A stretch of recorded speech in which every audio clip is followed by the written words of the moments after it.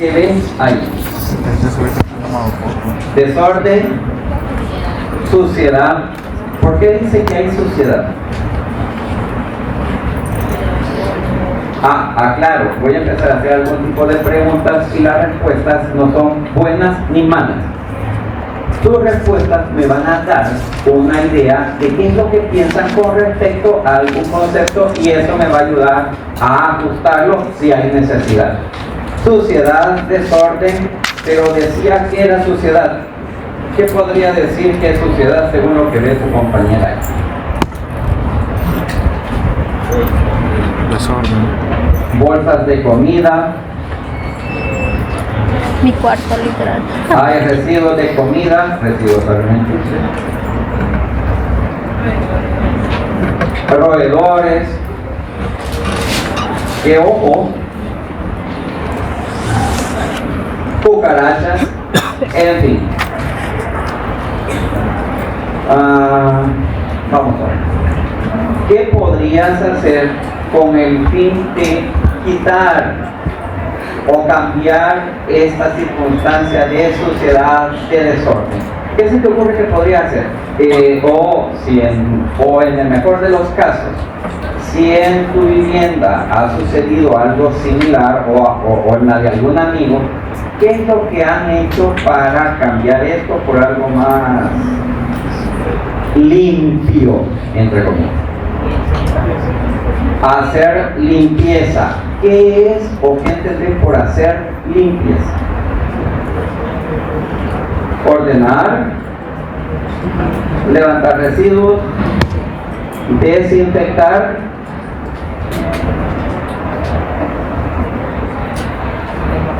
sacar la basura. ¿Alguien más quiere aportar algo? ¿Quién dijo yo?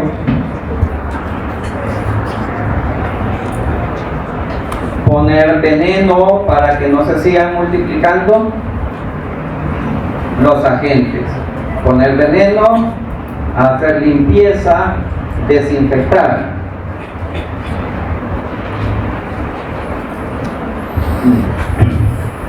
Bien.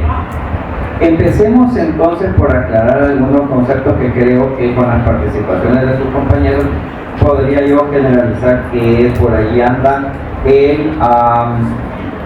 el concepto. Aquí podríamos intentar desde lo más grande que consideramos residuo o que consideramos materia inadecuada, podríamos irla separando, agarrando con las manos. Siempre hay que tener medidas de bioseguridad como el uso de guantes, mascarilla, gabacha, qué sé yo. Luego habrá algunas cosas que podríamos no poder agarrar con las manos porque aunque son particuladas son más pequeñas y no nos caben en las manos.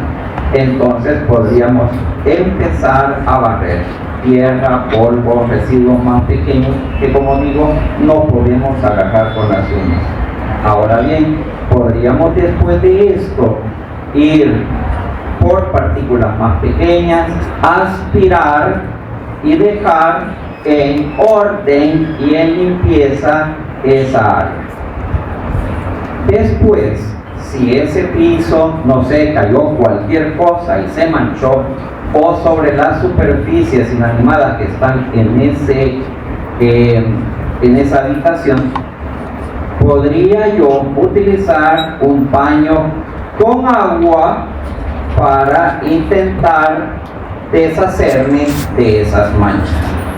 Y tomando en cuenta los otros habitantes que se encuentran en esta habitación, podría utilizar métodos muy ortodoxos para intentar eliminar cucarachas,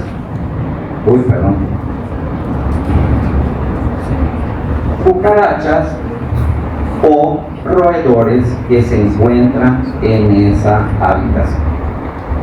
He ido desde lo más grande hasta lo más pequeño, refiriéndome a ese material raro, extraño, que no debería estar ahí, pero también a pequeños animales que se constituyen en plagas cuando se multiplican Y estas plagas, como ustedes ya lo saben, podrían ser determinantes porque llevan agentes que causan enfermedad. Bien, hemos llegado a esto. ¿Qué hemos hecho? Vamos a hacer la primera aclaración, el primer ajuste del concepto que tenemos. ¿Se escucha hasta allá atrás? Bien.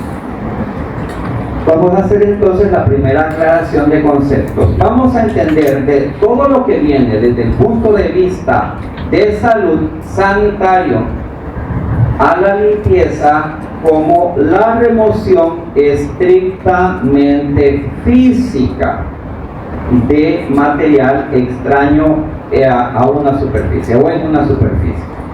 En ninguno de los ejemplos que mencioné en la diapositiva anterior había algún mecanismo que pretendiera la eliminación de microorganismos. Lo único que hicimos fue quitar el material extraño.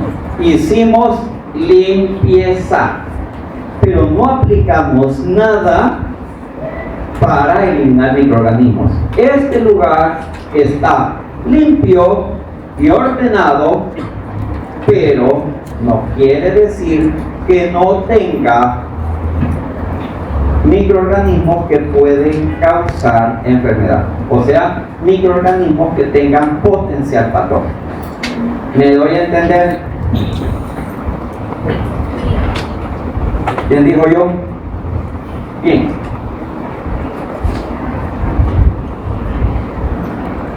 Con respecto a las cucarachas y a los roedores que se encontraban en esa habitación, se inicia o se genera un término que es muy mal utilizado desde mi punto de vista, o se confunde su uso con otra palabra muy parecida, pero que tiene no solo orígenes semánticos distintos, sino que tiene un ámbito de aplicación también muy distinto.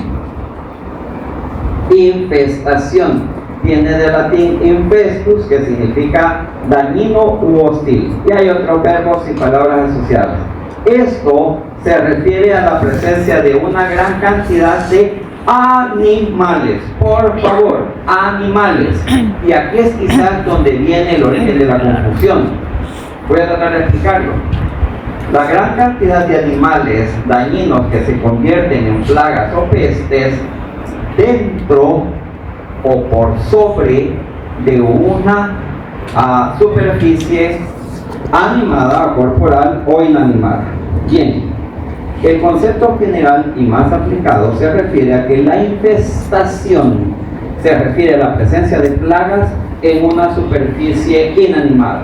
La presencia de cucarachas y de roedores es un ejemplo de esto. Entonces decimos que la habitación está infestada. ¿Ok? Está infestada. Bien. En algunas otras referencias se utiliza la palabra infestación para referirse a la presencia de agentes extraños dentro del organismo humano o animal en general. Pero tendrían que ser animales, como por ejemplo Ascaris lumbricoides, la lombriz más conocida, uno de los agentes más conocidos.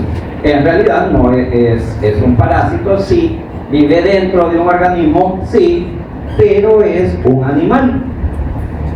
Entonces, según este criterio más amplio, la palabra infestación es aplicable.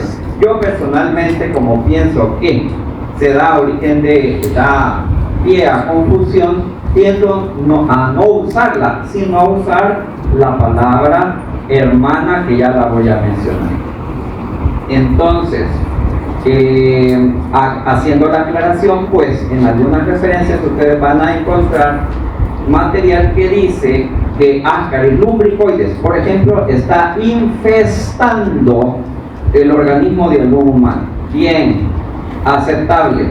Lo que no va a ser aceptable es que confundan el término infestación, que utilicen el término infestación para referirse a la presencia de agentes protozoarios, como por ejemplo las amebas, las yardias, etcétera, etcétera. No vamos a decir el paciente con amibiasis está infestado por entamoeba colitis. Espero darme a entender. Bien, contrario a la infestación, porque esa es la circunstancia que queremos cambiar.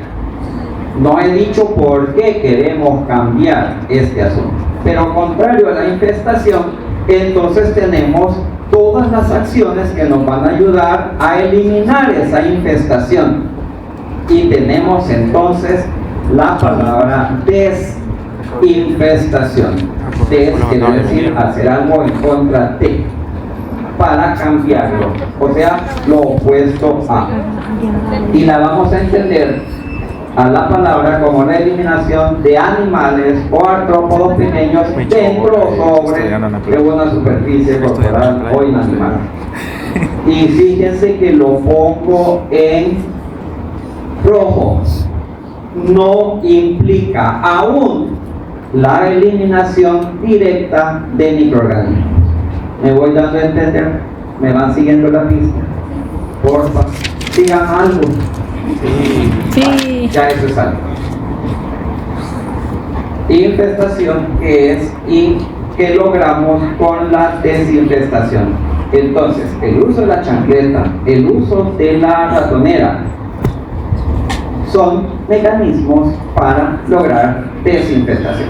Por supuesto, hay muchas otras prácticas que caen dentro del concepto de desinfestación. Les voy a dejar de deber, pónganlo ahí por favor quienes toman apuntes, pensar en otras acciones que implican desinfestación, no solo a nivel corporal o dentro de una habitación, sino también a nivel comunitario. ¿Ok? Estos ejemplos les van a ayudar a pensar en opciones para responder las preguntas de los pacientes. ¿Sí?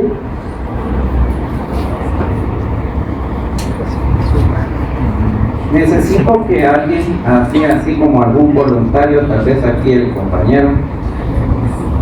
Bien, logramos limpiar y desinfestar ese local, esa habitación. De lo que aparece en esa fotografía y de lo que podrías de antemano saber, ¿qué podrías hacer para evitar que vuelva a la condición en la que estaba esa habitación? Vaya, mantenerme limpiando constantemente, sí es cierto, pero vaya, ¿y qué otra cosa podríamos hacer para, ya limpié y no quiero seguir limpiando, pero quiero mantenerlo limpio? ¿Qué puedo hacer? Ser ordenado, seguir sistemáticamente haciendo limpieza, sí es cierto, es útil, pero para el ejemplo como que no me pega mucho. ¿Qué podrían hacer? Desinfectar. No. Aquí ya lo logramos así. ¿Qué queremos? ¿Qué podríamos hacer para mantenerlo así? Mantener la basura, recoger la basura, sí son cosas como obvias, pero no es tan obvio. A ver.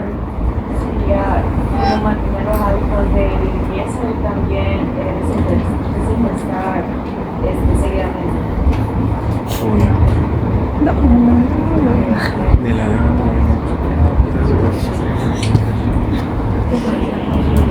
¿Alguien más? Todo va por el hecho de que recoger basura, mantenerme limpiando. Entonces,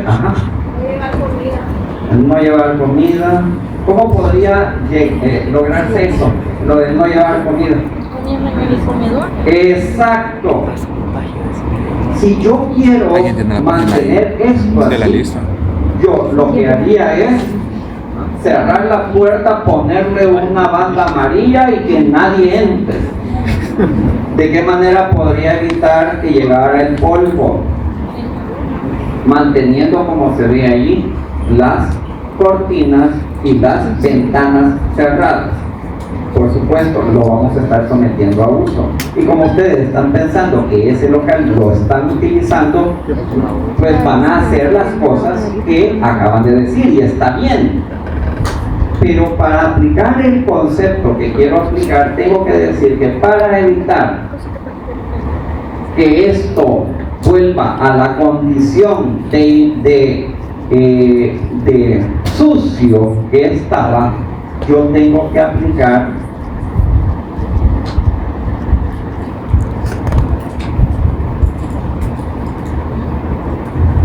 la desinfección. La desinfección es cualquier acción contraria a o que me va a evitar la infección. La infección viene del latín infectus, que significa manchar o corromper. Aquí estamos haciendo o evitando directamente la vida y la multiplicación de los microorganismos. Infección, entonces, es la presencia de microorganismos. Y la desinfección, todas aquellas acciones que pretendan eliminar, destruir los microorganismos. Yo me adelanté, tengo que reconocer, pero es que aquí, pues sí, siempre tiemblan las canillitas al estar presente parado aquí. Pero me adelanté con un concepto, pensé que venía otro. Entonces, volviendo a la palabra infección, aquí utilizamos métodos directos contra los microorganismos, que pueden ser, ya aquí utilizamos, al principio estaban diciendo que para hacer limpieza había que utilizar desinfectantes. ¿Qué es un desinfectante? Pues es una sustancia, la conocemos en el mercado, una sustancia que la aplicamos, limpia la zona, dicen, y además da olor. Pero con un desinfectante lo que estamos intentando es destruir microorganismos, y los desinfectantes pueden ser tanto químicos como los que conocen, envasados, jabones, detergentes, sustancias como los alcoholes, pero también pueden ser agentes físicos.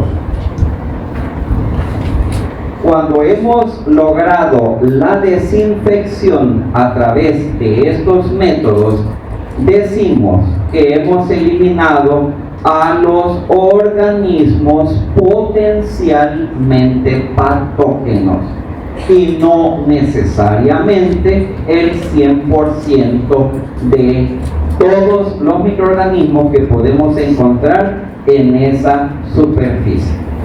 ¿Me doy a entender? Una desinfección lo que pretende es la eliminación de los organismos potencialmente patógenos, pero no logra la eliminación del 100%, y también es que no pretendemos eso aplicando desinfección.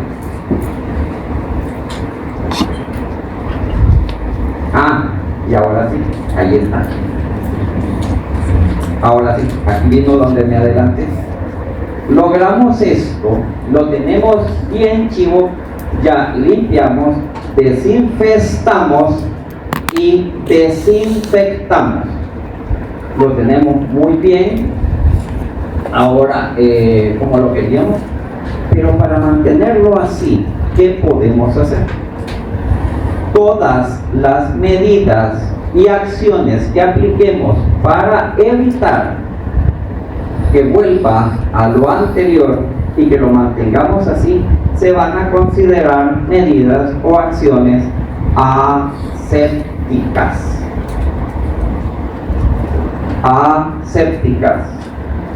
Sin sepsis, corrupción o corrompimiento. Vamos a evitar que lleguen nuevamente los microorganismos. Vamos a cerrar las cortinas, las ventanas, la puerta, vamos a poner una alfombra tal vez para que se limpien pies antes de entrar.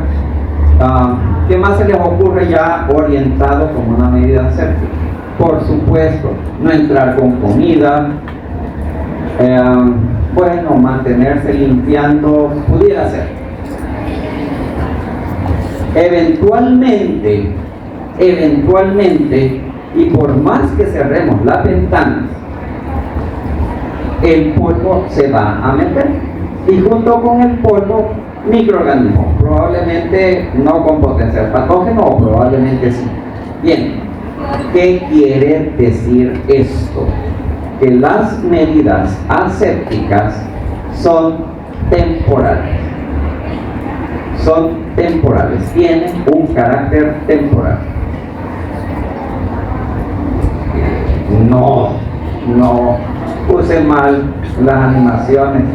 La idea era preguntarle si a este fulano les parecía que estaba como adecuado, digo, desde el punto de vista de salud, y qué podíamos hacer para llevarlo a esto que evidentemente no solo habla de, bueno, por los años siglo XIX, todo el siglo XIX, cuando ya se habían desarrollado técnicas microbiológicas y se pensaba en que y se desarrollaban también técnicas quirúrgicas, se creía y se estipulaba y se ordenaba que todos los médicos entraran al quirófano elegantemente vestidos, porque la elegancia se consideraba una medida aséptica.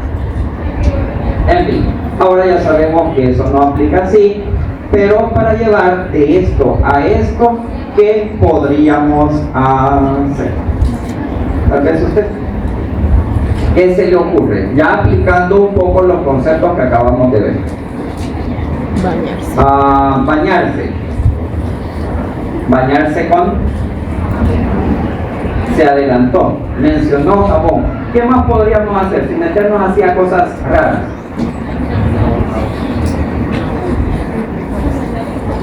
Vaya, ¿qué más? Vaya, empecemos por el principio. ¿Qué hacen? Vaya a rasurarlo, quitarle la ropa. Sí, la ropa sucia, pues sí, eso es lo que dije yo, hay que quitarle la ropa. Bien, hay que quitarle la ropa. ¿Qué más? ¿Qué más podrían hacer? De pronto se me ocurre agarrar un cuchillo sin filo y rasparle todas las costras. Demasiado invasivo. Pero ¿qué otra cosa si pudieran hacer? Vaya, les voy a dar una pista. Si tuviera garrapatas, si tuviera piojos, antes de utilizar cualquier químico en contra de, ¿qué podrían hacer? ¿Qué pudieran hacer? Quitarle la ropa y revisarlo. Qué bien. Fíjate, revisarlo. Usted encontró que tiene piojos y pulgas y ladillas. No, pero es que aquí está usando lo que dice como la asepsia. Contra eso, medida de desinfestación. ¿Qué puede hacer? Retirarlo con... Nunca le he quitado los piojos a un niño. Ajá, manualmente puede utilizar un peine, se lo pasa, le quita los piojos y por supuesto los mata. ¿Cómo los va a matar? Mi tía, ya dije, no se me adelanten, no utilicen químicos. Bueno, exacto, con las uñas, usted lo que explica con las uñas. Cuando están expulgando a los niños, o sea, puede darle risa, pero es cierto, sí o no. Sí. Sí, exacto. Entonces, un método físico para desinfestar. Entonces, usted utiliza todos esos métodos para intentar limpiar a este individuo. ¿Cuál es el concepto de limpieza? El mismo que vimos en las diapositivas anteriores. Va a ser o va a implicar la remoción física de material extraño a una superficie. Esos nudos de pelo cuando rasuren, la ropa sucia, perfecto, las costras que tiene. Fíjense que no estamos utilizando alguna sustancia para, ni siquiera agua. Podemos lograr limpiarlo, pero eso por supuesto no va a implicar la eliminación de microorganismos, y mucho menos en una zona corporal. Podemos aplicar desinfestación, ya lo dijimos, ya dimos algunos ejemplos. Vamos a eliminar los animales o artrópodos, y eso hay métodos para: un peine fino, una pinza, las uñas.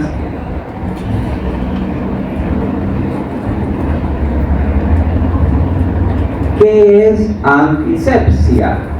Es la muerte, inhibición o remoción de bacterias que pueden causar enfermedad y no implica eliminación del 100% de los microorganismos. ¿Les recuerda algún concepto que hayamos visto en esta clase en las diapositivas anteriores? Desinfección. ¿A qué concepto les parece? ¿Les suena? Desinfección. Desinfección. Son hermanos gemelos. Es la misma descripción, es el mismo concepto. ¿Dónde está la diferencia? Allá el compañero de azul.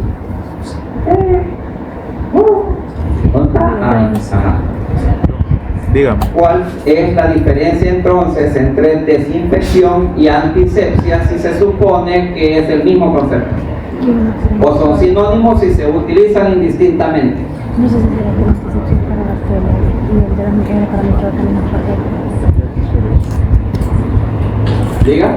Yo siento que en la desinfección se pueden usar medios químicos y en la antisepsia tal vez no. Que en la desinfección se pueden utilizar sustancias químicas y en la antisepsia no. Ajá. No. Ok. No. Se pueden utilizar sustancias químicas en ambas. A ver. La superficie en donde se realiza. La superficie sobre la que se aplica. Entonces, el concepto es el mismo, pero vamos a decir que desinfección, cuando estamos aplicando alguna acción o medida o sustancia o agente físico sobre una superficie inanimada. Y vamos a hablar o aplicar el mismo concepto, pero con palabra diferente: antisepsia, con significado. Antisepsia, cuando todas esas acciones se ejecutan sobre una superficie corporal. ¿Ok? Por eso es terriblemente equivocado decir aplíquese desinfectante cuando la pandemia y el etanol al 70% que estaba por todas partes, y más de alguna lo sigue aplicando, dicen, lo utilizan como desinfectante. Entonces, ¿cuál es el error aquí? El etanol al 70%, y lo van a saber más adelante, se lo van a explicar mejor, se puede utilizar para limpiar cualquier sustancia, cualquier superficie.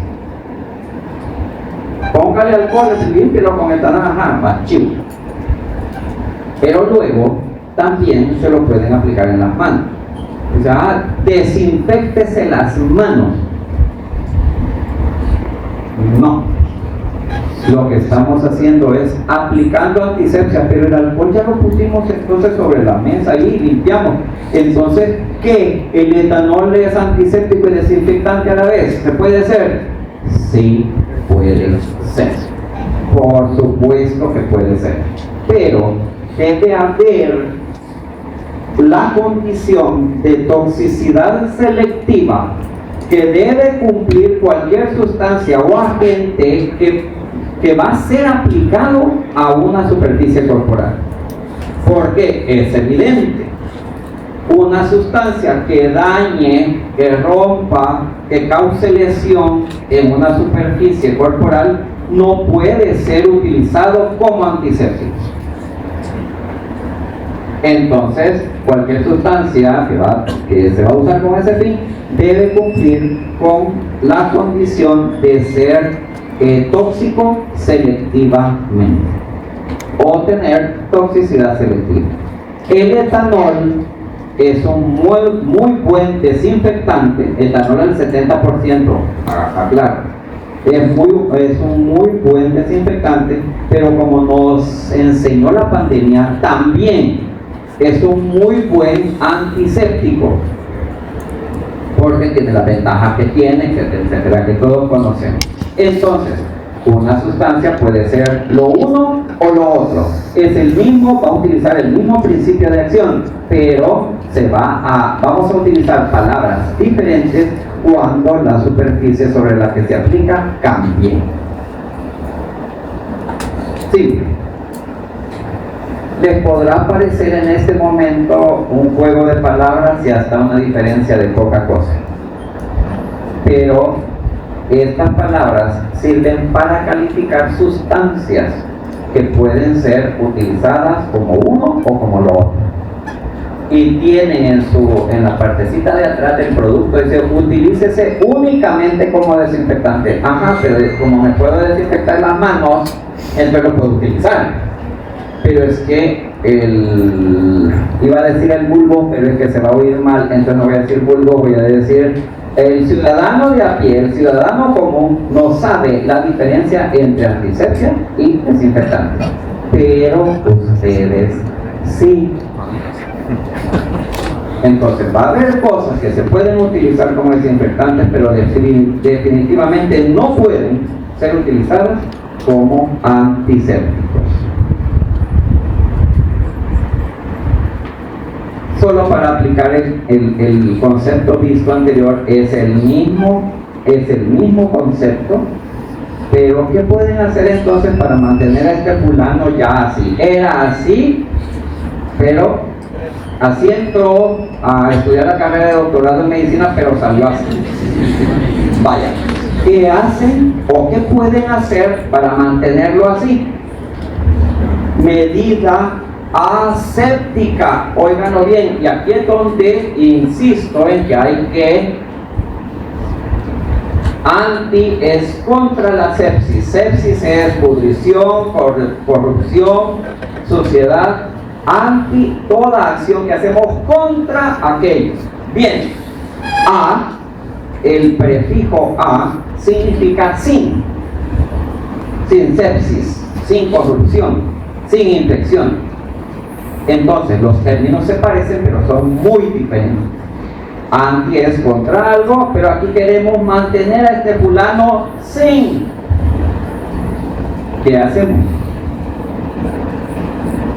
Ya los de al frente ya como hasta vuelven a ver así para el otro lado y luego empiezan a escribir. Entonces de allá atrás alguien quiere participar.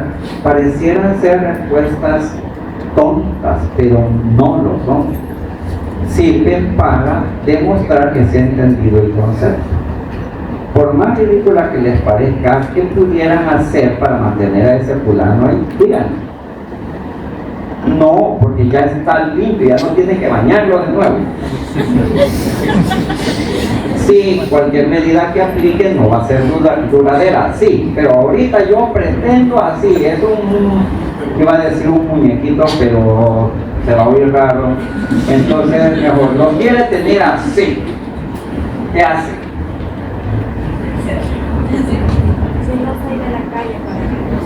¿Cómo? Que no salga a la calle, encerrarlo en el cuarto, meterlo en una bolsa, hacerle un nudo y ponerle una chonga. Perfecto. ¿Qué más? Bueno, todas esas cosas que se le ocurren, aquí no aplica quitarle la ropa. Aunque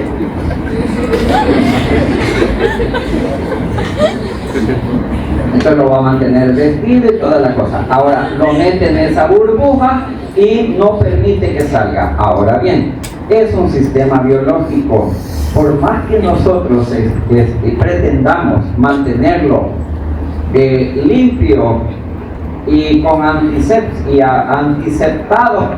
sí, es que esa palabra es un poco difícil de conjugar, de utilizar, y es más fácil la de desinfectante, y por eso al no tener clara la diferencia entre las dos, puede utilizarlas, o más bien la gente la utiliza indistintamente, pero hay una gran diferencia. Entonces, lo que quiero decir es que esas medidas asépticas que se apliquen no van a ser 100% duraderas contra el tiempo. Este fulano tiene, aunque se vea muy elegante y toda la cosa, tiene bacterias sobre su superficie y con el paso del tiempo van a ir desarrollándose. Además, por ser un ente biológico, algo que está experimentando un metabolismo, van a haber cosas producto de ese metabolismo que van a ir deshaciéndonos la imagen que tenemos. O sea, le va a salir sudor, le van a salir ácidos grasos, le van a salir, ¿por qué no? Están pensando en eso, ¿verdad? A mí me salen frecuentemente, por eso es que no los olvido.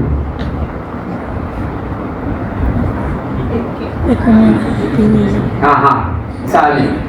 Van a salir flatulencias y entonces se nos van a empezar a corromper todo el cuerpo. Entonces, las medidas asépticas que ya hemos utilizado no van a ser 100% eficientes. Ahora bien, asociado al anterior, fíjense que no hemos hablado de la necesidad de eliminar el 100% de los microorganismos. No basta en todo lo anterior eliminar solo aquellos organismos que tienen potencial patógeno. Ahora bien, hablemos de aquellas circunstancias, situaciones en las que necesitamos tener libre completamente de cualquier microorganismo a una superficie. Estamos hablando de esterilización. Siguen las raíces latinas y griegas. En este caso, esterilis significa libre, incapaz, de generar vida. Entonces, vamos a considerar a algo, una superficie o un individuo estéril cuando esté libre de microorganismos viables. Para lograr la esterilización o la esterilidad, necesitamos que haya muerte celular. Y aquí viene tal vez otro concepto que rompe, y eso espero, que rompan los paradigmas que ya tenemos preaprendidos.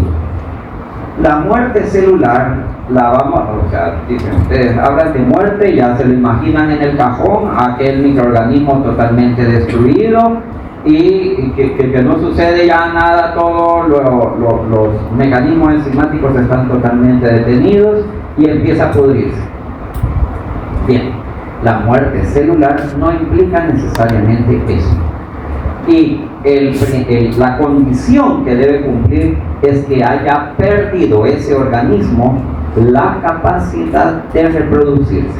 En pocas palabras, podemos considerar a una superficie X libre de microorganismos, o sea, totalmente estéril, aunque estén ahí los microorganismos intactos. Aunque estén ahí, es bien fácil pensar que algo está estéril porque todos los microorganismos que habían se destruyeron y quedaron solo puros pedacitos y eso ya no puede hacer nada. Pero puede haber microorganismos intactos, quiero decir, intactos en su estructura, que están viables porque hay todavía mecanismos enzimáticos funcionando, pero ha perdido su capacidad de reproducirse y entonces a ese organismo lo consideramos como muerto, que ha sufrido muerte celular. ¿Me voy a entender? Ahora, dentro de esto puede ser aplicable principalmente a condiciones in vitro, pero también sucede a veces en condiciones in vivo. Y me refiero a esta gráfica que hace alusión a las diferentes fases del crecimiento, principalmente de bacterias. Hay una fase de preparación, hay una fase de latencia en la que el microorganismo se está adaptando al medio, luego hay un crecimiento exponencial, llega a una fase de meseta limitada principalmente por la cantidad de comida, de nutrientes que pueda tener o que pueda absorber del medio que lo aloja. Y por último, si esas condiciones de comida que tiene el microorganismo no se renuevan, entra entonces en una fase de declive, llegando hasta la muerte celular, que puede ser reactivada si hay células viables. Podemos agregar algún nutriente para asegurarnos que se reproduzcan, pero si llegaron completamente a esa fase de declive, probablemente ya no logremos recuperar ese cultivo, si nuestra intención era esa. Bien, de esto se originan algunos sufijos que podemos agregarle a prefijos y formar otras palabras que nos tienen que dar un significado. Por ejemplo, sida es el que provoca la muerte de algo. Homicida, patricida, ¿qué más? Suicida, bactericida. Es una sustancia o un agente X que provoca la muerte de bacterias. Un germicida. ¿Qué es un germicida? Provoca la muerte de gérmenes en general. Virucida. Virucida. Provoca la muerte de Los virus. no. Perdón, los virus no son organismos vivos.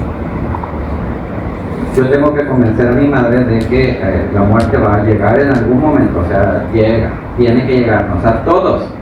Entonces, ¿para qué estar perdiendo el tiempo llamando a la muerte? Entonces, el único requisito para morirse es estar vivo. Y ese es el único requisito que no cumplen los virus. Por lo tanto, la palabra virucida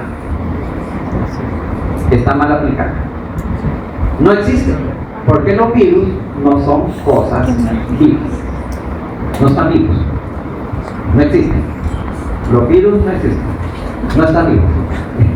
Entonces, ¿qué sería lo más adecuado? Porque si bien es cierto, no son organismos vivos, ahí están, sí existen. Entonces ahí están. Y producen enfermedad. Y lo queremos eliminar. Cuando utilizamos un agente X contra los virus, ¿qué sería lo más apropiado para referirnos a esa acción? Antiviral. Me va a gustar tenerla sentada ahí. Lástima. Bueno, no. Tengo muy pocas clases ahí. SIDA, estático.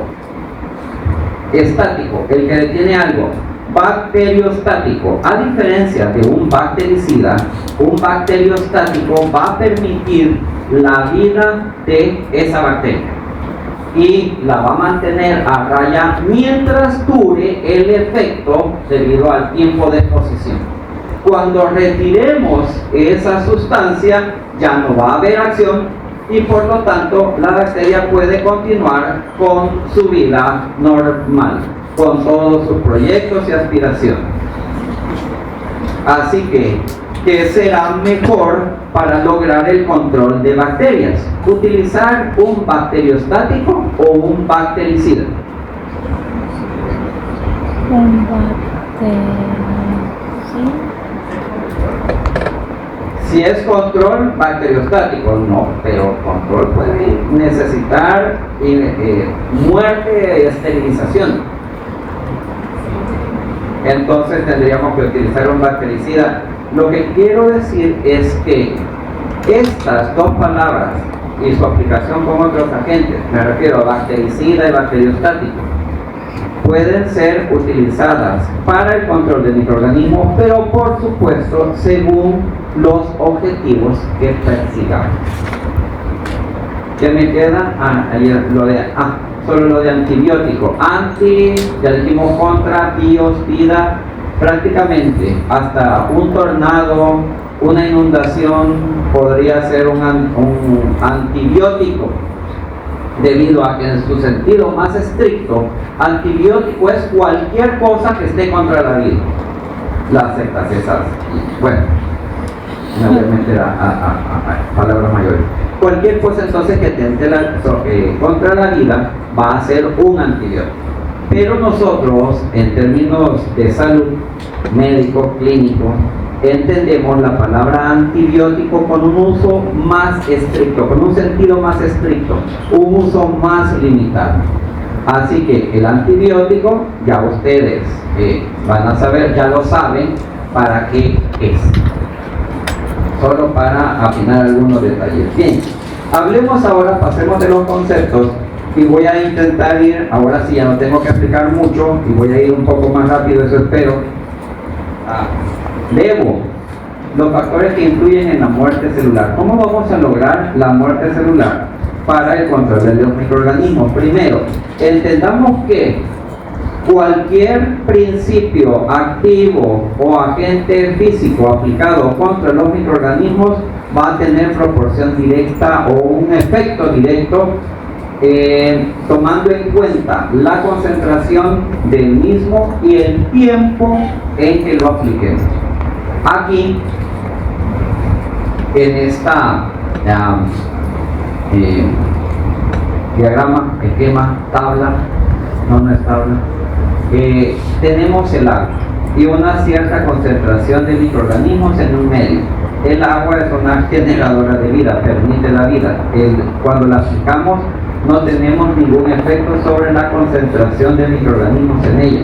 Pero si empezamos a aplicar agentes que tienen algún efecto contra la viabilidad de microorganismos, como detergentes, alcoholes u otras sustancias químicas, vamos a ir teniendo un efecto gradual. Ahora, ese efecto va a depender, como ya dije, de la molécula que es el principio activo. El H2O no hace nada, pero la molécula de etanol, cuando entra a sistemas enzimáticos, puede coagular, puede desnaturalizar proteínas y evitar pues que los procesos enzimáticos se den. Igual con el detergente o con cualquier detergente. Pero bien, etanol al 70%. ¿Qué haríamos si pusiéramos etanol al 100%?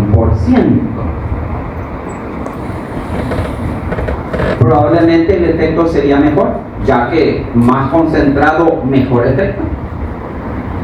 Sí. Aquí me dijeron que sí, alguien da más. Algo que les van a explicar mejor acerca de no solo de los principios activos, sino también de la concentración, es que se necesita un vehículo, que en este caso en el etanol al 70% es el agua, el 30% adicional es agua, y necesitamos esa agua como vehículo para que se atraviesen las ciertas barreras y pueda con ese vehículo llegar el verdadero principio activo. Si lo aplicamos al 100%, lo que vamos a hacer es extraer agua del individuo, lo vamos a deshidratar, mas no va a entrar el principio activo.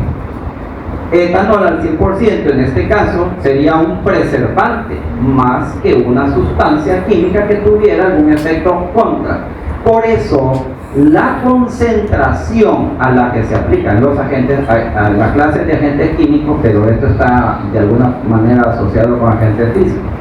Entonces no voy a entrar mucho en esto, pero por supuesto la concentración que tiene que ver con la molécula del principio activo van a tener efectos diferentes sobre los microorganismos. Y no estoy diciendo que de aquí en adelante todas las sustancias van a tener que ser diluidas al 70%. Se han estudiado, ya se han probado, por ejemplo, que el fenol es efectivo para el control de los microorganismos siendo utilizado al 1%. Entonces, las concentraciones y por supuesto el tiempo de exposición habla mucho del efecto que podemos lograr. Y si logramos, si aplicamos ¿cómo se llaman?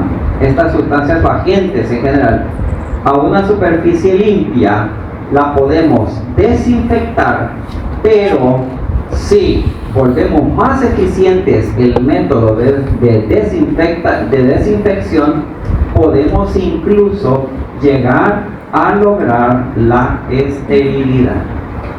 Entonces, la molécula, la concentración y el tiempo de exposición son factores clave.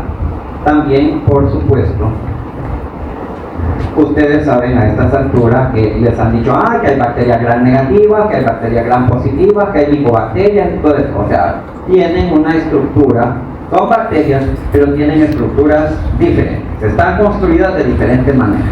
Entonces, si en una superficie ustedes tienen una mezcla de micobacterias, de gram positivos, de gram negativos, por supuesto que van a necesitar una sustancia o un agente que tenga una actividad de amplio espectro, que las mate a todas, y no solo a las gram negativas o a las gram positivas. El tamaño no va a ser igual, o sea, si tienen ustedes un granito, no va a ser igual a tener que tratar o destripar un furúnculo grande lleno de pus. De la misma manera aplica aquí esta situación. Y las biopelículas yo me las imagino como ahora que están construyendo el estadio. Toda esa armazón de acero, todo ese andamiaje lleno de chinos, que sería la biopelícula. Todo, por supuesto, incluidos los chinos, pero las bacterias serían los chinos. Están metidas en un entramado de un montón de sustancias, tanto que han llegado del exterior como producidas por las bacterias, que les tienen que dar, por supuesto, viabilidad, les tienen que dar seguridad, les da protección. Cualquier sustancia o agente que llegue va a llegar y va a poder penetrar si tiene un grado de penetración, pero no va a llegar al centro del estadio, se va a quedar por la periferia, porque la formación de biopelículas le va a dar resistencia, le va a dar, va a permitir que las bacterias, aunque las de las capas exteriores se vean afectadas, las del centro van a quedar viables y van a poder regresar a la condición en la que estaban antes de la aplicación del agente. Ya mencioné que no va a ser igual la pared de una célula gram negativa que de una gram positiva. También el estado fisiológico de las células, esto se refiere a que ya les dijeron que una bacteria es capaz de producir esporas, pero no todas las bacterias, por cierto, no todas las bacterias son las menos, no todas las bacterias tienen capacidad de formar esporas, pero obviamente aquellas que las forman sí van a ser capaces de resistir en ese estado el efecto de un montón de cosas, y ya la vamos a ver más adelante. Entonces, no es igual que intentemos destruir o controlar células vegetativas, o sea, células viables que están reproduciéndose, comiendo, chambreando, etcétera, etcétera, en una superficie, a que si tenemos esporas va a ser mucho más difícil. La presencia de materia orgánica, ustedes van a aprender que, no sé exactamente dónde, pero lo van a tener que aprender. Y es que cuando se encuentran con una herida, con una quemada, con un raspón de esos profundos, ustedes van a tener que limpiar primero, ya saben, quiero decir por lo menos el concepto. ¿Cómo lo van a hacer? Les voy a dejar tarea de que lo averigüen. Limpiar. Luego van a aplicar antisepsia, pero con la limpieza no solo han logrado quitar material extraño, tierra, los pedazos de pellejo, sangre o tal vez una herida infectada, pus. No solo han quitado lo extraño, cuando han aplicado antisepsia, para lograr que la antisepsia tenga algún efecto, han tenido que quitar cualquier cosa, principalmente con proteínas, que son extremadamente ávidas para unirse con moléculas con sustancias como el alcohol o como el yodo, etc. Cuando limpiamos esta herida, al quitar la materia que no debe estar ahí, estamos logrando que haya mejor afinidad por cualquier antiséptico que van a aplicar. Ya no para limpiar, porque ya limpiamos antes, ahora vamos a aplicar antisepsia. Entonces, la presencia de materia orgánica, pus, sangre, suero, plasma, se une rápidamente con las moléculas de cualquier sustancia antiséptica que ustedes apliquen. Entonces, si la aplican directamente sobre esto sucio, entonces no van a lograr ningún efecto. Entonces, ¿tiene alguna lógica tienen alguna lógica los procedimientos que se hacen cuando se atiende a un paciente? Y por otra parte, para lograr un mejor control, para lograr una aplicación más eficiente de cualquier agente, nos ayuda la temperatura y el pH. Normalmente hay sustancias y también algunos agentes que actúan mejor a temperaturas superiores a las corporales. Y para el pH se recomienda con algunas sustancias la neutralidad. Mecanismos generales de acción. Cualquier agente que apliquemos, físico o químico, en general puede desnaturalizar las proteínas. Ustedes saben, una proteína tiene primero una secuencia de aminoácidos, que es la estructura primaria, luego viene la secundaria, la tercera y la cuaternaria. Bien. Estas proteínas tienen la estructura que tienen para cumplir una función estricta. Cuando por alguna razón pierden esa estructura, decimos que se desnaturalizan. Pueden llegar a destruirse o pueden simplemente cambiar su conformación sin destruirse, sin romperse nada, pero ya no tienen la función que tenían. Al desnaturalizarse, entonces estamos logrando que esta proteína, que era parte de un sistema enzimático probablemente más complejo, relacionado con la protección del ADN o algo así, ya no cumpla su función y entonces ya la bacteria ya la. ¿Sí?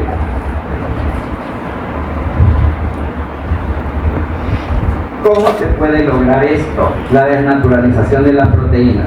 Primero, por la ruptura de los enlaces sulfidrilo, hay residuos de azufre en las moléculas, los enlaces estos tipos de enlaces son de los más abundantes y por lo tanto de los más susceptibles a ser rotos. La oxidación es la inclusión de grupos de oxígeno que también va a alterar la molécula. La adición de grupos químicos. La adición de grupos químicos más adelante, ahí tengo algunos ejemplos de cómo se pueden, entonces, de sustancias, de moléculas que se adosan, pegan, se mezclan con la estructura original y le hacen cambiar o perder su función original. Por otra parte, los agentes de cualquier tipo pueden dañar las membranas plasmáticas y aquí sí, definitivamente estamos hablando, no, me voy a retractar, iba a decir que necesariamente estábamos hablando de destrucción, pero no necesariamente. Porque ustedes saben que una membrana plasmática es esa cosa del mosaico fluido, la bicapa lipídica, pero no solamente son fosfolípidos puestos en orden uno tras otro, ni unidos en virtud de las cargas hidrofóbicas. Sí, por supuesto, esto es cierto, pero también hay proteínas transmembranas. Esas proteínas transmembranas pueden ser canales para que entren y salgan cosas para la comunicación con el exterior, pero también pueden ser sistemas transmembranas que le dicen a la célula: hey, mira, fíjate que me estoy topando con algo aquí, entonces ¿qué hago? Va la señal hasta el núcleo y el núcleo le manda la respuesta de qué hacer. Entonces, la membrana plasmática es algo muy versátil, muy increíblemente formado, la verdad. Digo, o sea, ¿cómo puede algo así tan como es delimitar una célula, ayudar a que se mantenga viva, reaccionar, le permite el intercambio, etcétera? Entonces, cuando el agente que se ha aplicado para el control daña el transporte, daña los mecanismos de señalización celular o impide la síntesis de cualquiera de estos componentes, entonces sí, esa membrana plasmática ya la.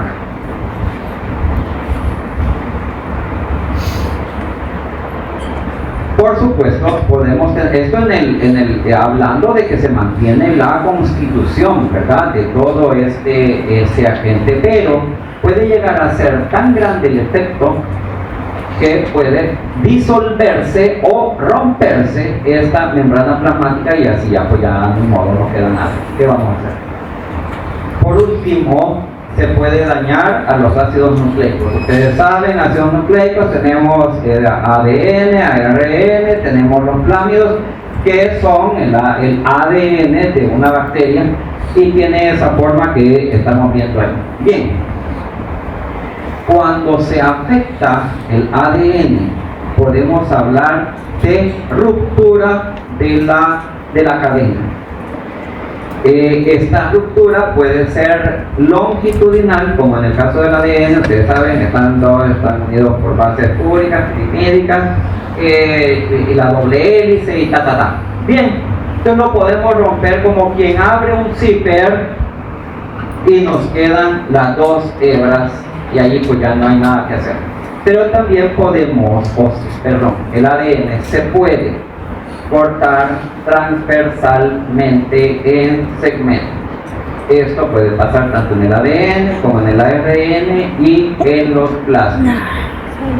Ahora, los efectos de un montón de agentes pueden verse también en acabo de decir y ustedes lo saben, para que se forme una cadena de doble hélice, deben unirse en dos cadenas separadas las bases púricas con una pirimidina.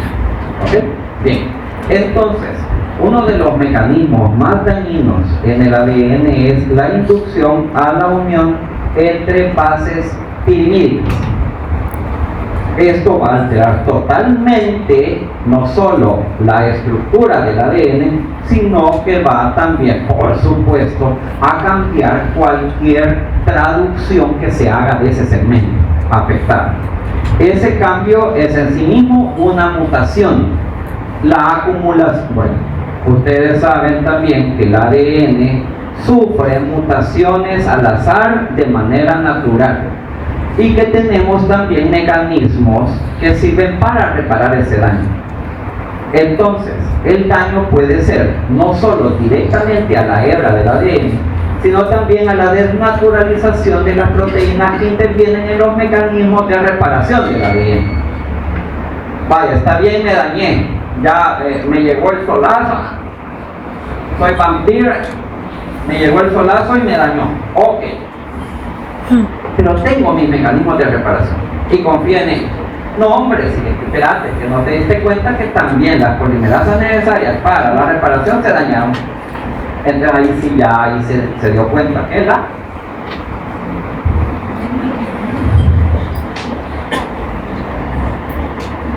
También se puede alterar la estructura del ADN por unión de otras cosas, de residuos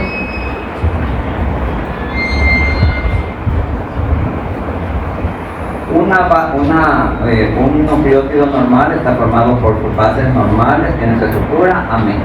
Si nosotros podemos quitarle el grupo amino a cualquiera de esas bases, o le podemos agregar una molécula de oxígeno, o si podemos también metilar, agregar grupos metilo a estas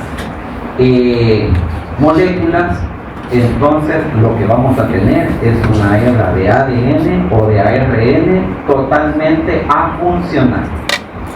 Cuando aplicamos sustancias químicas podemos agregar estos residuos y alterar la función. Por supuesto, al final alteramos la función del ADN, pero ojo, también el efecto de agentes físicos nos da la misma consecuencia, y ahora vamos a ver un poco más en detalle. Por otra parte, y lo vamos a ver más adelante con un método, con un agente físico en particular, la producción de especies reactivas de oxígeno. Ustedes saben, estos son los llamados los radicales libres. Los estamos produciendo con solo respirar, y por eso necesitamos agentes antioxidantes, que son los betacarotenos. Coman zanahoria, coman jugo de remolacha, frutos rojos, etcétera, etcétera. Todos los mejores antioxidantes. ¿Qué es eso? Pues sí, efectos del metabolismo, se producen radicales libres y eso los van a eliminar. Bien, entonces, a nivel celular, intracelular, también se producen ROS, y no solamente cuando hay un foco inflamatorio y se necesita destruir una bacteria. Las especies reactivas del oxígeno se están formando, e incluso es necesario que se formen porque participan de algunas funciones a nivel celular. Bien, pero el exceso de estas cosas dentro va a hacer que el grupo hidroxilo, que es uno de los altamente reactivos, se peguen al ADN, teniendo la misma consecuencia de las otras moléculas que mencioné. Ahora, en el caso de los organismos eucariotas, cualquier célula que llega a acumular tantas mutaciones en el ADN es inducida inteligentemente a apoptosis. Hey, fulana, mira ya, no sé. por favor, ya, poné una de esas canciones de la Shakira y te tomas unas cuantas y te vas a la puerta del diablo. Va a ser inducida a la muerte celular, pero esto no sucede, por supuesto, en células procariotas. ¿Qué más? Yo tenía algo que decir aquí. Concluyo con algunos agentes físicos van a tener ese efecto, digo, el de la acumulación de mutaciones, pero va a ser tan ineficiente el sistema de protección en esa célula que en condiciones normales la va a inducir a apoptosis, la va a dejar viva. ¿Y qué es lo que podemos pensar que se va a originar? Cáncer.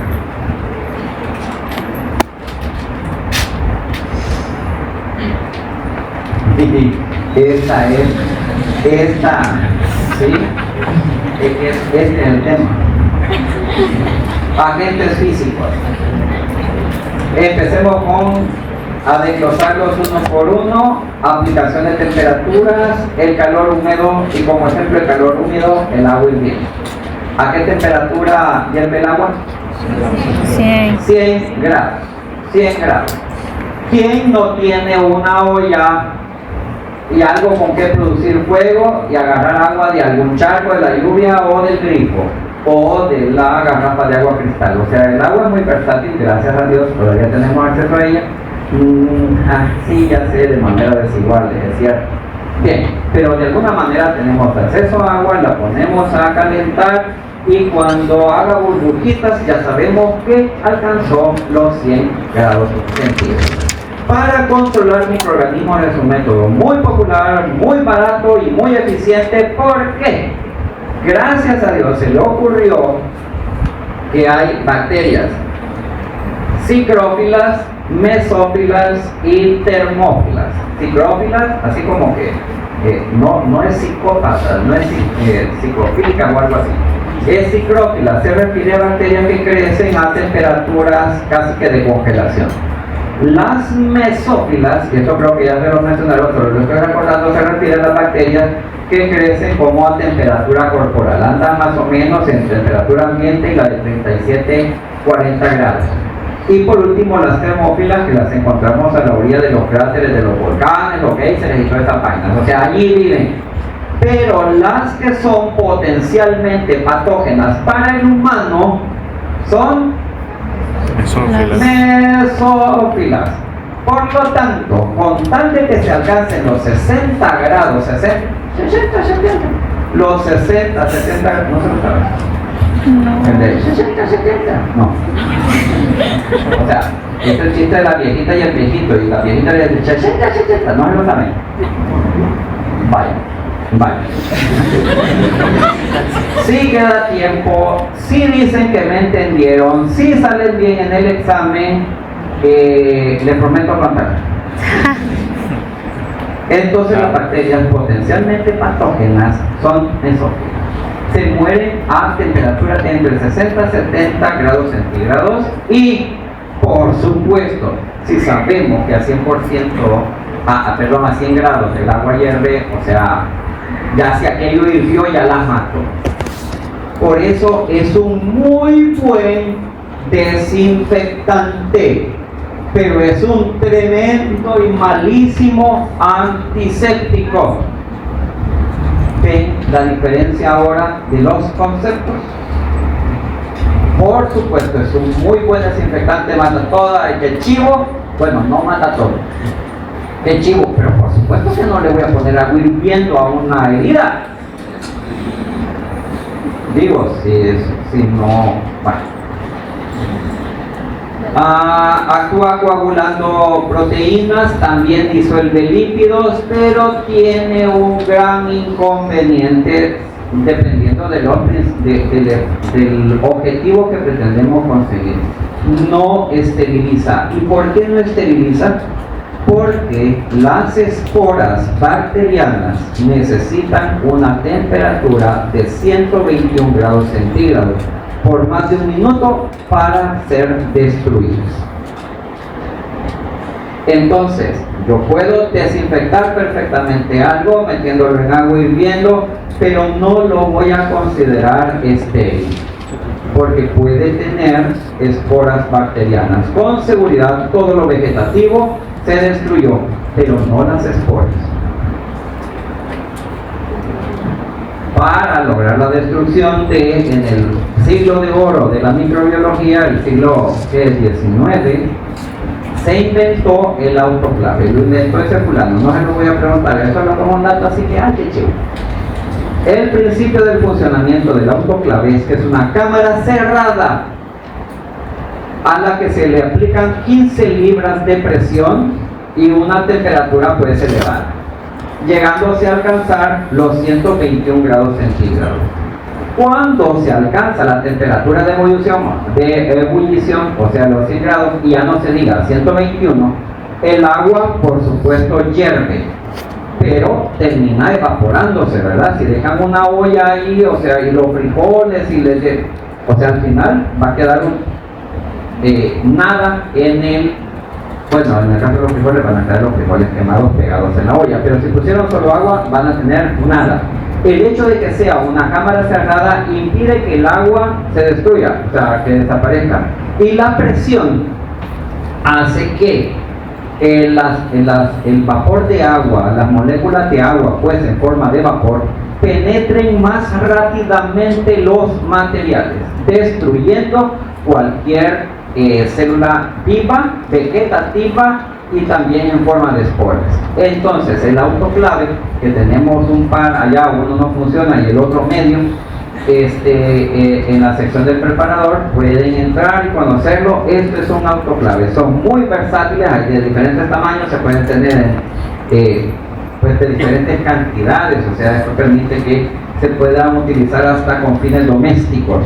Si quieren poner una clínica y utilizar material, hay pequeños autoclaves y hay otros muy grandes tipo fábrica, consiguiéndose el mismo efecto. Entonces, 121 grados centígrados, 15 libras de presión, aplicado 15 minutos. Cuando se han logrado estas condiciones, se dice que ya el material dentro se considera estéril. Y hay que aplicar medidas, ¿qué sería? Para mantener eso sin contaminación. Les voy a dejar, si son un matraz, por ejemplo, con un medio líquido, hay que mantenerlo bien cerrado con papel cubriendo la entrada y bien amarrado. Y esto se va a mantener estéril mientras no se abra. ¿Cómo puedo yo dar fe de que se han logrado esas condiciones y que por lo tanto el material que se puso en el autoclave está estéril? Ustedes en su práctica de laboratorio van a recibir diferentes materiales, generalmente embolsado o bien cerrado, pero tiene un tirro que tiene una raya negra. Es este tirro especial que cuando se alcanzan los 121 grados centígrados cambia a color. Ya esto entonces es mi indicador de esterilidad siempre y cuando el material se conserve intacto. Y otra de las ventajas del autoclave es que como funciona con agua, a alta temperatura por supuesto, pero agua al fin, se pueden esterilizar materiales líquidos y no va a cambiar su volumen. Lo que sí es que como es calor, no se puede aplicar a materiales que son sensibles al mismo. Otra forma de aplicar calor húmedo es la tindalización, llamada también esterilización fraccionada con vapor. Esto es prácticamente para hacer medios de cultivo que utilizan clara de huevo o huevos enteros de gallina como gelificante, como para endurar el medio. ¿En qué consiste? Se prepara el medio en condiciones normales de laboratorio, pero esto se pone a incubar a 90 grados centígrados por 30 minutos. Cuando se han pasado los 30 minutos, se sacan estos tubos y se ponen a incubar a 37 grados por 24 horas. ¿Para qué es esto? Con esta incubación de 90 grados centígrados he traspasado, ¿verdad?, la temperatura de 60 necesaria para matar cualquier potencial patógeno, y al pasar la incubación lo vuelvo a incubar a 37 grados. Lo que estoy haciendo es promover la germinación de cualquier bacteria, cualquier espora que esté dentro. Por eso, al día siguiente, vuelvo a colocar en 90 grados centígrados por 30 minutos y lo vuelvo a incubar.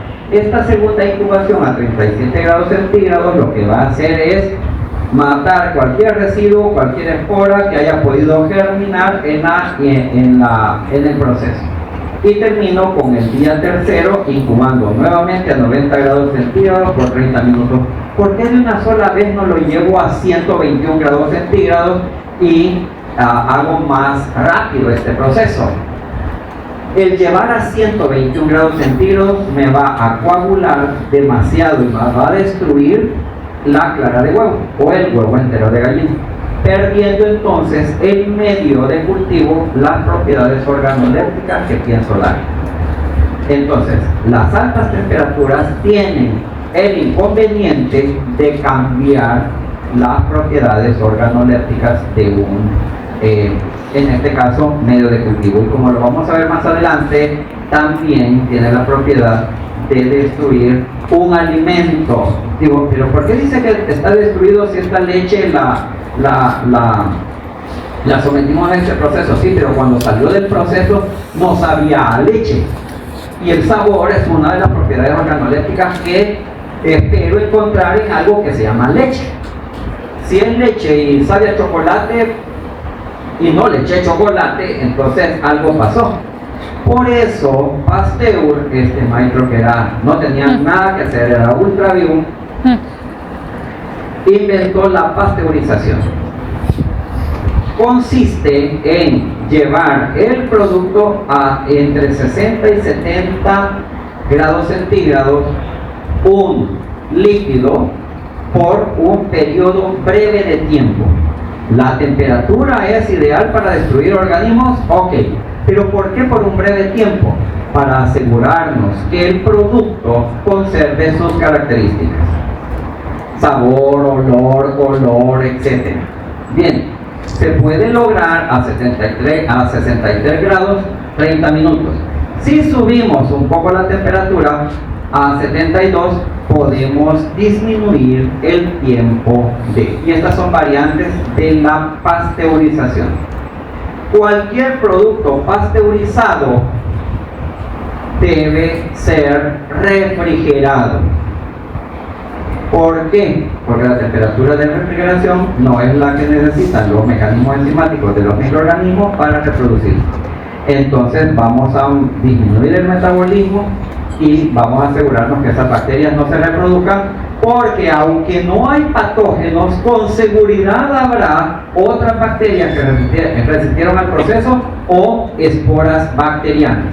Y esas esporas bacterianas no nos van a producir enfermedad, pero sí eventualmente van a destruir el alimento si permanece a temperatura ambiente. Entonces, un alimento o sustancia pasteurizada tendría que mantenerse en refrigeración para lograr lo que les acabo de decir. Bien, pero como después de Pasteur, y ya que se murió, ya no importó lo que dijo y era demasiado viejo para ponerle atención, vinieron y agarraron su ejemplo y las fábricas grandes de alimentos y después del marketing, etcétera, etcétera, inventaron la ultrapasteurización.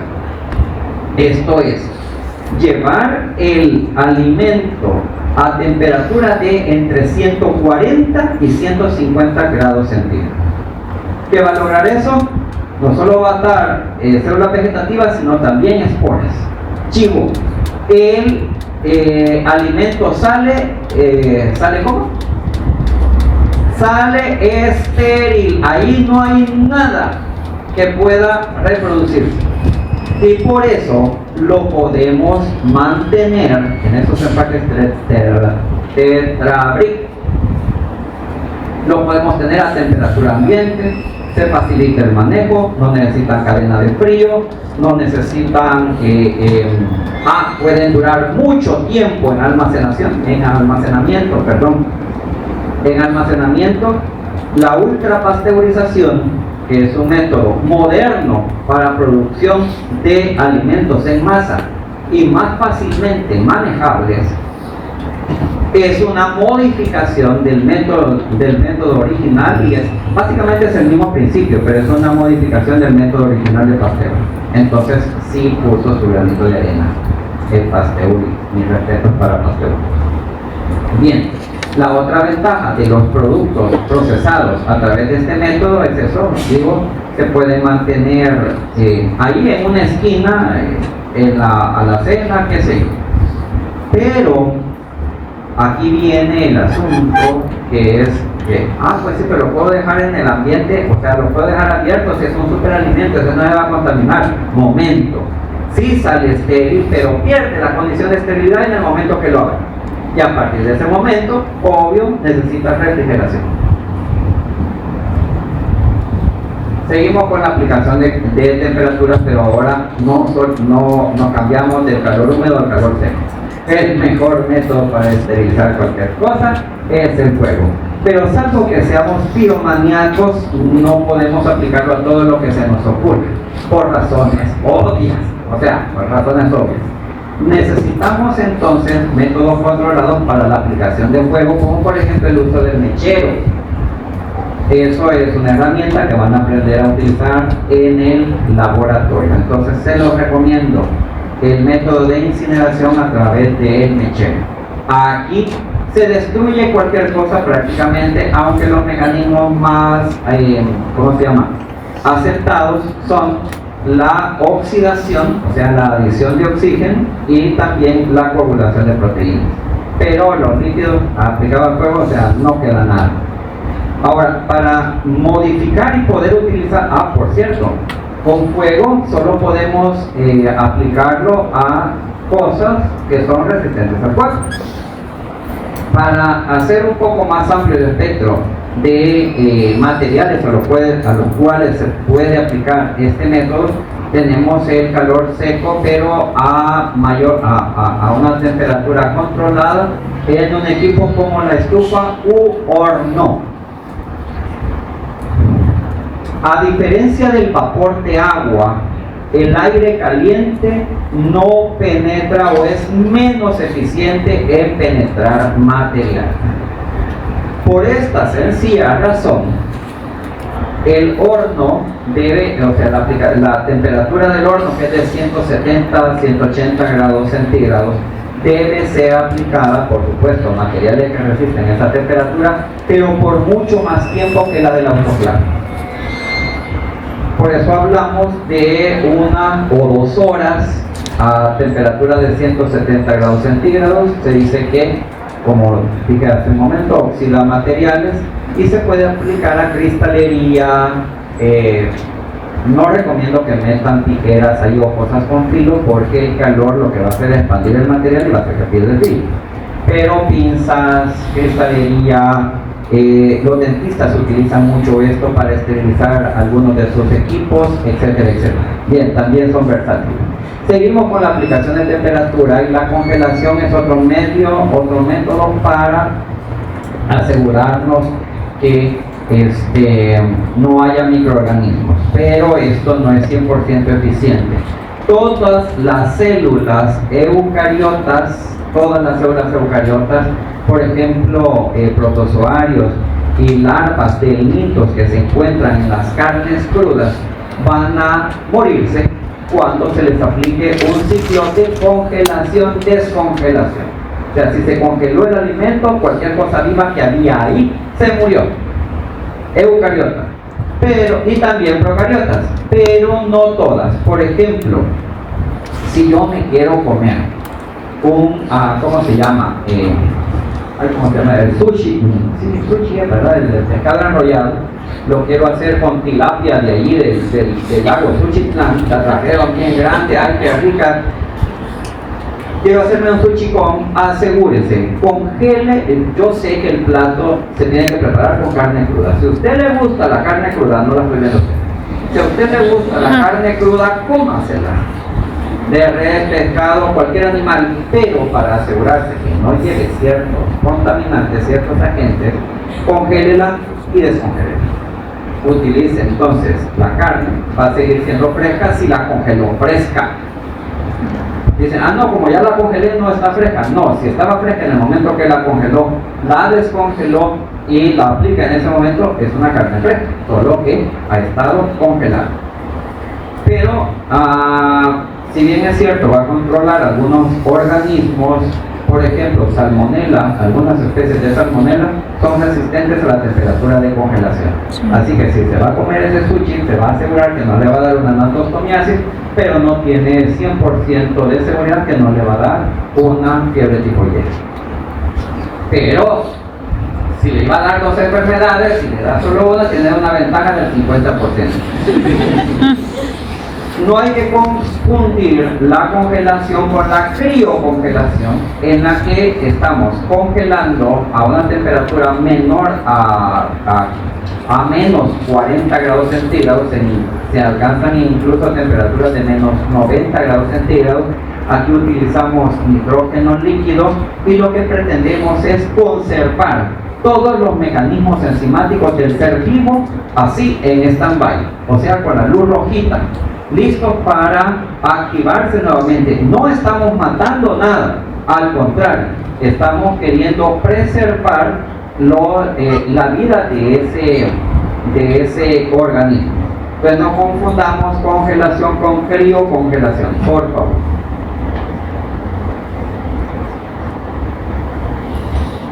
Nos salimos de las temperaturas y vamos a un método muy físico, que es el de la filtración.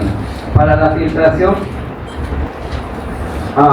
hay sustancias líquidas ricas en vitaminas o cosas o sustancias o moléculas muy sensibles a cualquier elevación de temperatura. Entonces, para quitar cualquier bacteria o microorganismo, lo que vamos a hacer es colarla, filtrarla, pero no podemos utilizar los coladores que tenemos en nuestras cocinas. Y lo que vamos a hacer es utilizar aparatos como este, en el que hay una succión, una bomba que succiona desde un recipiente donde está la sustancia que queremos esterilizar hasta este otro completamente estéril, por supuesto, en el que hemos colocado un sistema que utiliza papel de nitrocelulosa como el sustituto de la malla en nuestros coladores. Este papel de nitrocelulosa tiene un tamaño de poro menor al del tamaño de la mayoría de las bacterias, incluidos algunos viriones, y cuando hacemos pasar el líquido por presión, lo que hacemos es estamos filtrando. Esta es la forma más sencilla de explicar el método o los métodos de filtración. Pero tenemos otros un poco más complejos en los que no filtramos líquidos, sino que filtramos aire en una cabina semicerrada, que son las cámaras de flujo laminar. Las secciones de bacteriología, micología, parasitología del departamento de microbiología, tenemos estos equipos por si alguien quiere llegarlos a ver y ver cómo funciona. En la parte superior hay un filtro denominado EPA, por sus siglas en inglés, que lo que hace es retener, genera un flujo continuo de aire y lo está haciendo pasar por ese filtro, filtrando cualquier organismo que ande en los aerosoles. Por eso podemos trabajar con aquí hay un vidrio esta máquina. Hay una barrera de vidrio, y hasta ahorita estoy cayendo en que no la veo. Pero bien, hay una pantalla de vidrio que protege de los aerosoles al analista, pero aquí hay un círculo de aire que está limpiando, esterilizando el aire. No va a haber formación de aerosoles y yo puedo trabajar con sustancias estériles en esa zona. Para terminar, la radiación. La radiación es la emisión, propagación y transferencia de energía desde diferentes fuentes en forma de ondas electromagnéticas. La energía, cuando se transfiere, va a describir este movimiento que tiene una parte más alta y otra parte más baja y luego vuelve. Al describir esta ondulación, se está formando lo que conocemos como ondas, y cada onda tiene una longitud, un espacio entre la parte más alta y la nueva parte, la nueva elevación o parte más alta de la onda. Tenemos entonces esto que se llama longitud de onda. A mayor longitud de onda, vamos a tener una radiación que se transmite a distancias increíbles, como las ondas de radio. Pero a una menor longitud de onda, vamos a tener una transmisión de energía muy alta, que puede incluso ser capaz de alterar la materia. Por lo tanto, eso que creen en el hombre de piedra de los cuatro fantásticos y etcétera, pues ficción que no está tan alejada de la realidad, le voy a decir. Bien, entonces, estas ondas electromagnéticas podemos tenerlas desde una longitud de onda que mide kilómetros, como las ondas de radio, pasando por los rayos infrarrojos, el espectro de luz visible, vamos en retroceso, los rayos X, los rayos gamma y los rayos cósmicos que se miden en femtómetros, ni siquiera en nanómetros. Pasamos después de los nanómetros, los picómetros y los femtómetros. una 1000 billonésima de un metro. Eso puede llegar a medir ciertas radiaciones. Toda esta gama de tipos de ondas electromagnéticas las genera nuestro Sol. Sí, o sea, no es una emisora de radio el Sol, pero cuando hay esas tormentas solares, se emiten ondas electromagnéticas del tipo de ondas de radio. O sea, el fenómeno físico, ahí sí, discúlpenme, no me pidan que se los explique, pero sí se recordarán, porque lo han escuchado, de que hay un espectro de luz que es el que nos permite identificar nuestro alrededor, pero también después de esto, o muy estrechamente relacionado a este, está una fracción de ondas electromagnéticas con cierta longitud de onda que constituyen la luz ultravioleta. Vamos a hablar de la luz ultravioleta. Ahora, también la energía se puede transmitir desde una fuente que no sea el Sol.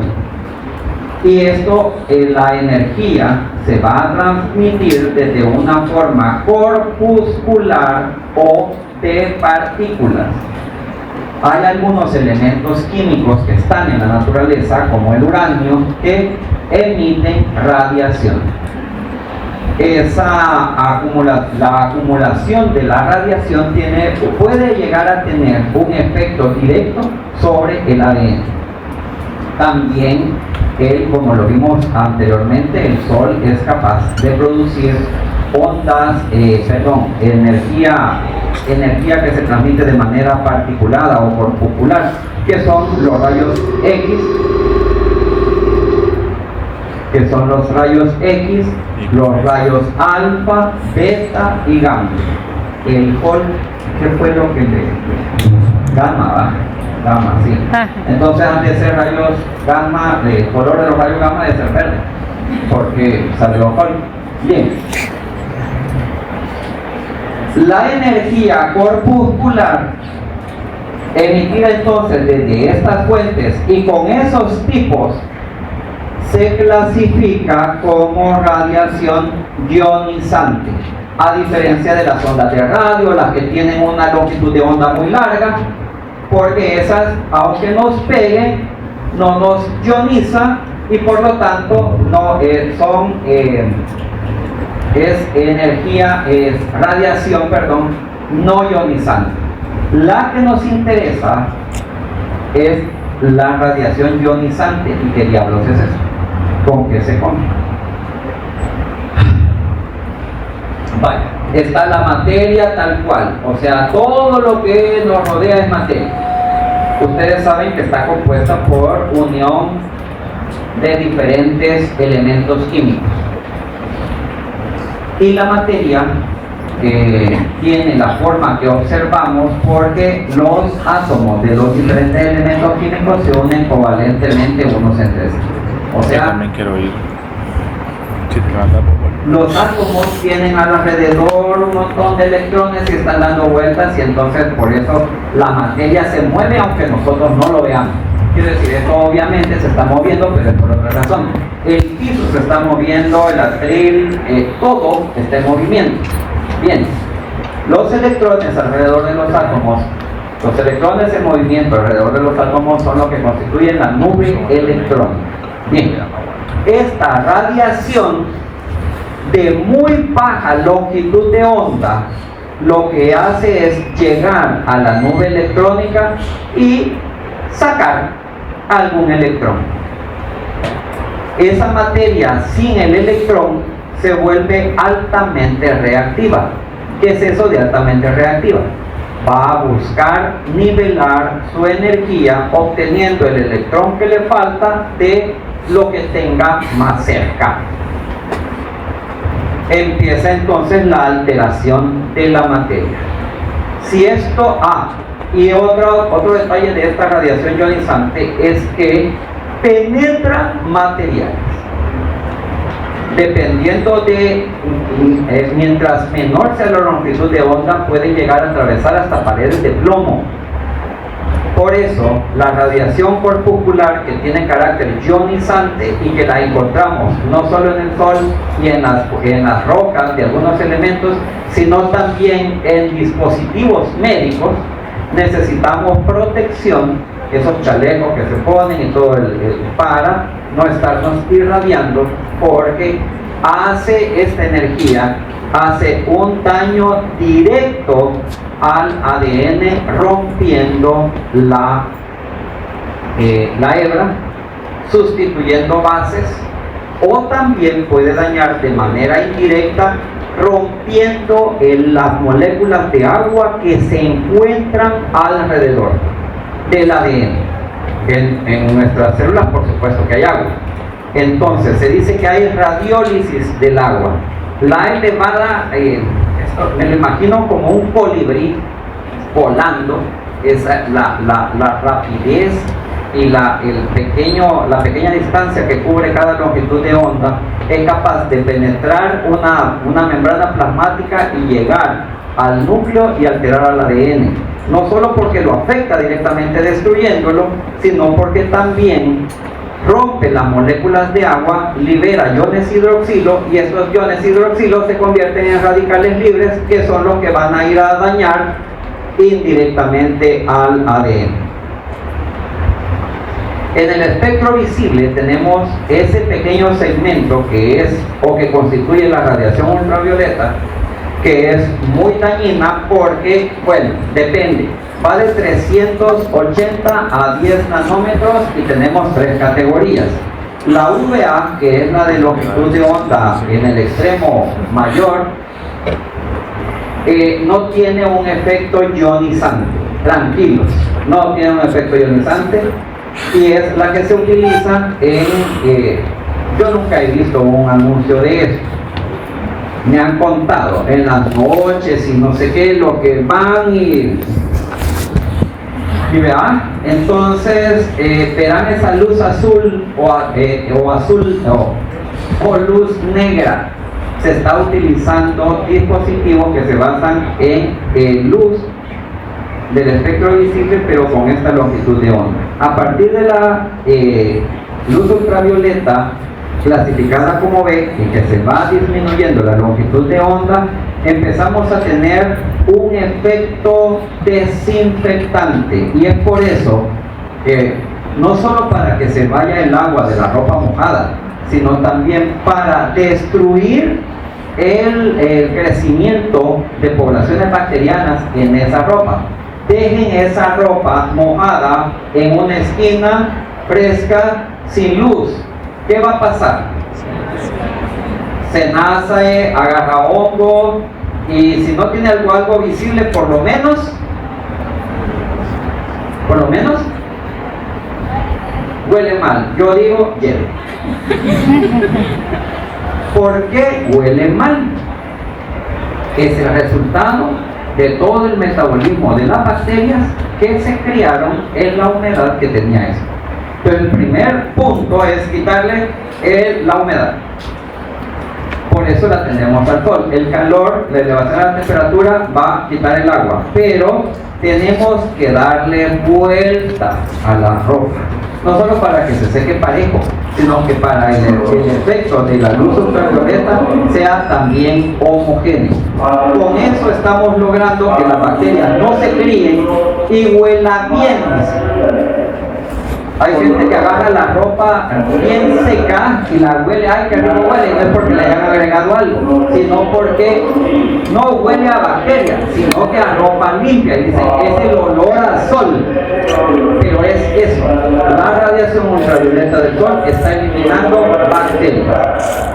Ahora bien, la UVC, la luz ultravioleta, sí tiene, de menor longitud de onda, sí tiene un efecto desinfectante. Y debido a esto, se puede utilizar en lámparas como esta, que se utilizan en las cámaras de flujo laminar, para desinfectar cualquier cosa,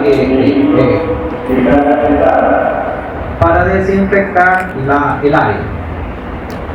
Cuando se enciende esa luz ultravioleta, hay que ponerle un cobertor y retirarse, porque esa luz con esa longitud de onda tiene efectos no solo en las bacterias produciendo muerte celular por daño al ADN, sino que también tiene efecto en nuestras células donde tiene un carácter mutagénico. También el efecto de la radiación UVC tiene un efecto acumulativo. Aquellas personas que suelen exponerse al sol o que tienen que hacerlo, deberían utilizar alguna barrera, ya sea física o química, para evitar precisamente los efectos de la radiación sobre nuestras células. Esta era la última. No hay que confundir desecación con liofilización.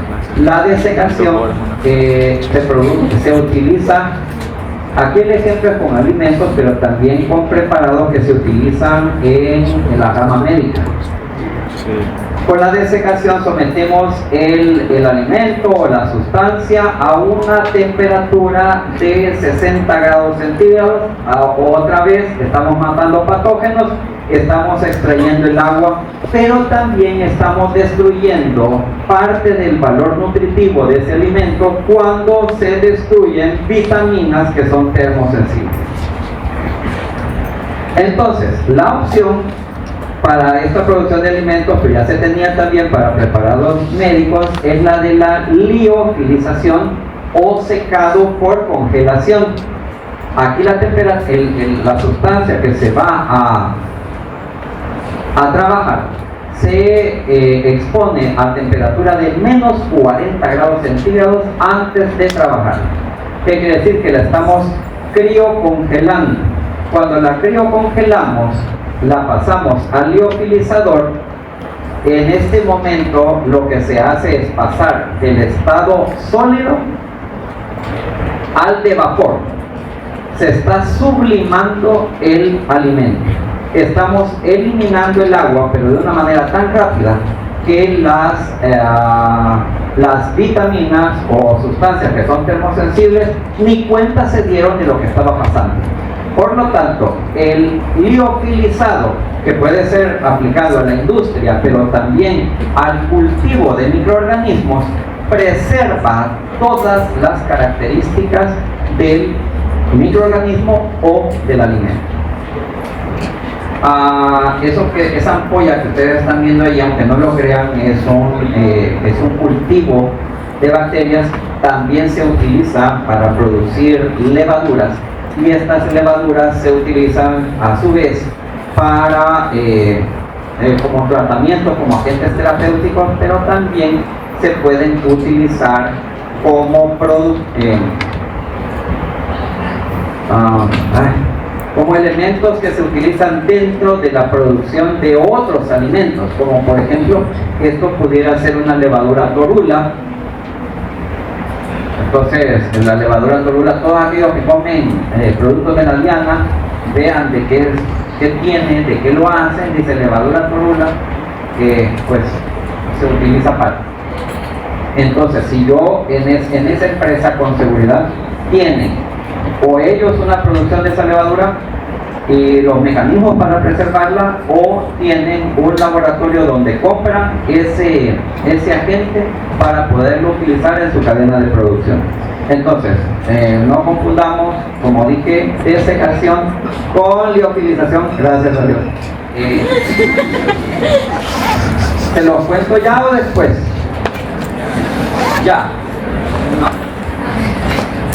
La condición era que salieran bien en el examen, así que como no hemos tenido examen, entonces no podemos. Estoy a la orden, cualquier duda, o sea, yo sé, aquí a la carrera a veces se explican mal algunas cosas, si algo